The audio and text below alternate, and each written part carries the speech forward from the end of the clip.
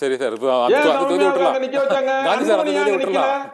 Gandhi sir okay, அவங்க பின்னடைவில் இருக்கிறாங்க. நீங்க சொன்ன மாதிரி அவர் வன்னிய சமூகத்திற்கு பாட்டாளி மக்கள் கட்சி இல்ல, இதுதான் உண்மையான தர்மபுரி மாவட்டத்தில் எதுவும் அதாவது பண்ணணும்னு அவங்க சொல்றீங்க. சரி பாக்குறாங்க. சார். நீங்க அரசியல் கட்சின்னு நேரடியா நீங்க வந்திருந்தீங்கன்னா உங்களை இந்த கேள்வி எல்லாம் கேட்க மாட்டாங்க. நீங்க அல்ல வெறும் அரசியல், நான் பாட்டாளி மக்கள் கட்சி, நான் அரசியல் செய்கிறேன், நீங்க நேரடியா கட்சி ஆரம்பிச்சிருந்தீங்கன்னா உங்களை இந்த கேள்வி எல்லாம் கேட்க மாட்டாங்க.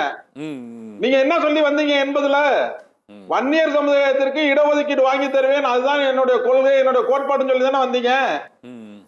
அதனுடைய வளர்ச்சியில தானே உங்களுக்கு 87ல ஒரு பெரிய தலைவராக்குனுச்சு இந்த சமுதாயம். அந்த சமுதாயத்துக்கு நன்றி கடனா நீங்க இருந்தீங்களான்னு தான் கேள்வி. அதுக்கு பிறகு 89ல நீங்க அரசியல் கட்சியா கொண்டு வந்தீங்க, வரவேற்கிறோம். எல்லா சமுதாயத்தையும் அரவணைக்கிறீங்க, வரவேற்கிறோம்.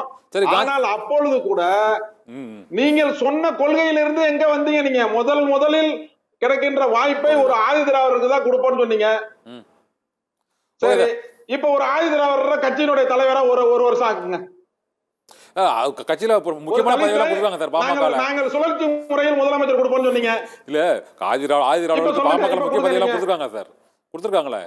இல்ல, பொது செயலாளர் என்பது விதி. எந்த கலித்தலிமலை இருந்தாரு,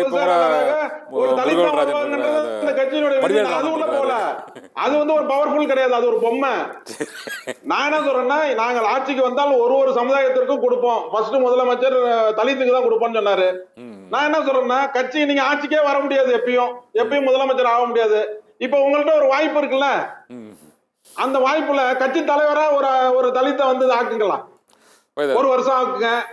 சரி காந்தி சார், நீ முதல்ல உங்க கட்சிக்குள்ள கொண்டு வாங்கலாம். அப்ப கொள்கை முரண்பாடான ஒரு விஷயங்கள் நீங்க எந்த கோரிக்கையின் அடிப்படையில் வச்சீங்க? வன்னியர்கள் நீங்கள் ஆட்சிக்கு வந்தால் வன்னியர்களுடைய நீண்டகால கோரிக்கை எங்களுக்கு 20% இடஒதுக்கீடு வேணும்னு நீங்க கூட்டணி வச்சீங்களா? இல்லையே.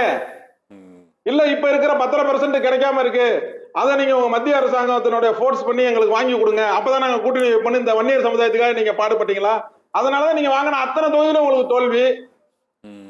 சரி காந்தி சார், வன்னியர் ஏரியால போய் நீங்க தோப்பீங்களா?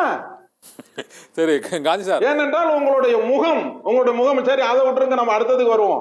Okay sir. காந்தி சார், இன்னைக்கு வந்து மாநில கட்சியெல்லாம் பாரதிய ஜனதா பந்தாடியது. இன்றைக்கு நிலைமை என்ன தெரியுமா? 2 மாநில கட்சியினுடைய வலையில் பாஜக இருக்கு.